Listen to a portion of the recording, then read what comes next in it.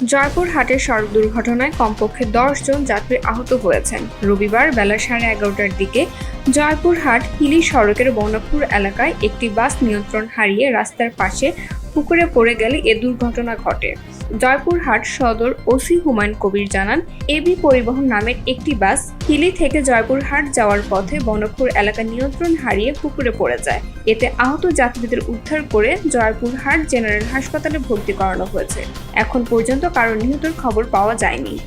দুর্ঘটনায় আহতরা হলেন জেলার পাঁচবিবি উপজেলার ফুয়াদপুর গ্রামের দেলোয়ার হোসেন, হালিমা বেগম, আলেমন বেওয়া, সারাইপাড়া গ্রামের লিটন, ছোট মানিক গ্রামের নাদিরা বেগম, ফুয়াদপুর গ্রামের সানোয়ার হোসেন, কুষ্টিয়ার ভেড়ামারা উপজেলার জান্নাতুল, কালাই উপজেলার বনকপুর গ্রামের রেবেকা বেগম, হাসান আলী ও ইমরান হোসেন।